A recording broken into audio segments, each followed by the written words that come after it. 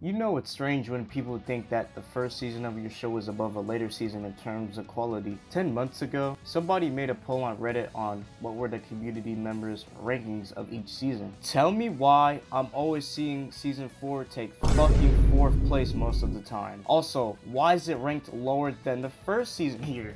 Oh shit. I don't even got food in my room, bro. These people's reasoning isn't very valid either, but I understand the gist of why they think the way they do. To get into what seems to be the most consistent reason, it's that people think season 4 felt way too chaotic and that there wasn't enough breathing room, on top of the fact that it seemingly had the worst comedy to serious balancedness out of any of the seasons. While I do think that this could be a valid reason for somebody disliking season 4 as much as they do, I don't agree with these notions that these reasons are what make the season bad. In fact, I'd say it's the complete opposite of what seems to be the common notion. Before I get to explaining, you already know what to do. Like and subscribe for more goated Scissor 7 content, as it's your boy, Deed Money. Season 4 of Scissor 7 was meant to feel chaotic in every way possible. It's by far the most chaotic season. For one, we get back from the cliffhanger that season 3 had. We got introduced to this badass shadow killer named Blackbird, who's a demon with a kind of depressing backstory, being betrayed by Whitebird. I won't lie. 13 faces off against this seemingly immortal demon, and while most of her efforts go to waste, at the end, we see her attempt at cutting him with the help of 7,000 demon daggers work. This was so surprising to see because until now, 13 had no way of even grazing Blackbird. Moving on to the beginning of season 4, the fight had us at the edge of our seats. 7 had good blows in, while Blackbird also had good blows in. Pause. The fight ends with Blackbird seemingly used this wide attack, covering 7's entire body. We see at the last seconds of his attack that Blackbird's efforts proved to no avail because of the fact that the 1,000 demon daggers sealed him. This led us, the audience, to be more hopeful for the fight against the Shadow Killers. Now that more of the Shadow Killers are getting taken out, this leads to there being a clear sense of order out of the chaos. The reason why I like the introduction of this season so much is that we are not just getting bombarded with moments of chaos, we have a clear build up to them. This goes for the rest of the conflicts that happen in this season. We don't just cut to White Fox destroying the island and killing its inhabitants. We build up to that. The other conflicts with Chairman Jiang, Red Tooth's unresolved feud, and Green Phoenix's revenge on the Shadow Killers don't feel random either. Red Tooth and Jiang's feud was not only built up in previous seasons, but was also fleshed out in the backstory episodes. This is what made Red Tooth versus White Fox feel so natural to the plot. It was so clear that Jiang told Red Tooth to save the island from White Fox's destruction. Green Phoenix's revenge wasn't random either, as we have the previous seasons to thank for that. Green Phoenix's character was always built up to be a guy who has resentment towards the Shadow Killers. This resentment was shown when he seemingly tried to kill Red Tooth back in season 2, or when he seemingly helped 7 by getting 13 to stab him with the ancient ice dagger. Let's go over the talk of the town. Another thing people don't like about this season is that it switches perspectives often. One moment we could be getting a moment from the islanders and its inhabitants, then we cut to see White Fox massacring the island.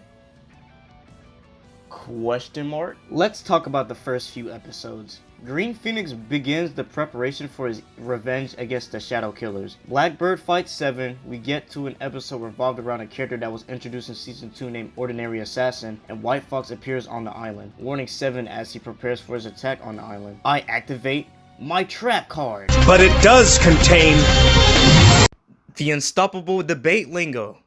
Oh wow, oh.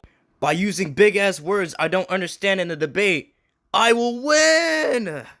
Zow, zow, zow, zzz.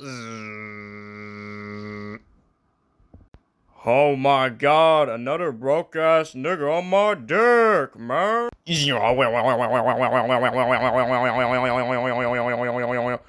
Luke. Psh, psh, psh, psh.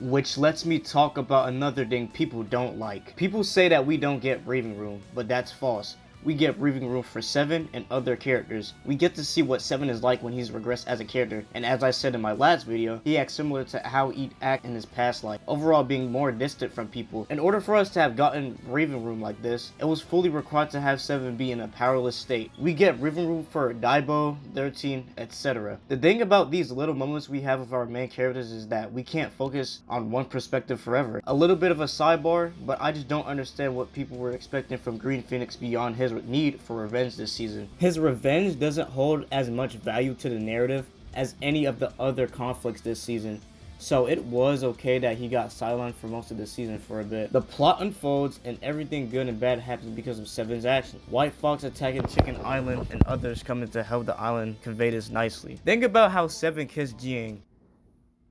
We're all cracking Jiang, by the way.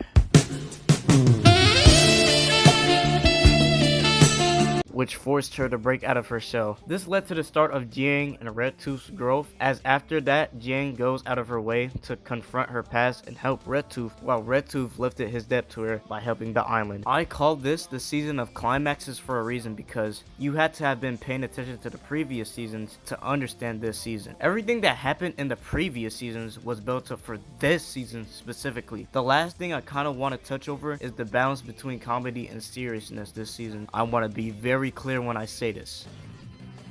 If you dumb motherfuckers viewing that actually think that was an authentic motherfucking loss, it shows how stupid you really are. I'm dashing in, I'm not giving a fuck. I'm sick of the drone shit. I'm sick of drone human beings. I'm tired of the motherfucking shit over and over again of redundant bullshit. You're fucking stupid if you think that the balance has shifted at all. Like, you're just fucking stupid. But nah, enough joking aside, the balance is better than ever. For the most serious season in the show, it did a great job adjusting the comedy to its mood, and it's the same with the serious moments as well. What it feels like some of you don't get is that the season objectively needed to be more serious than its previous seasons, because this is the most chaotic season in the show, and without spoiling, even more chaotic than season 5.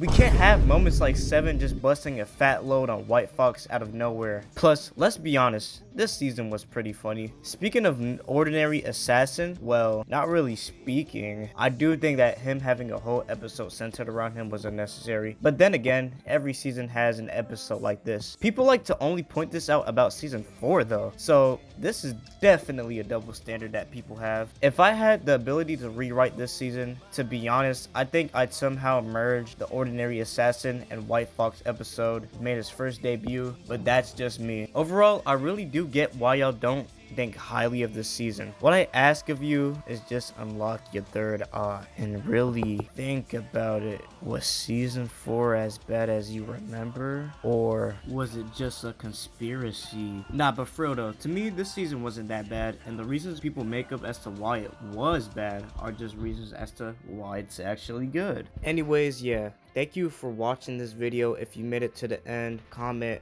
season 4 is the best Scissor 7 season so far, even though season 3 actually is. But yeah, comment that. Make sure you like and subscribe. I'm gonna be planning to do more Scissor 7 videos like this.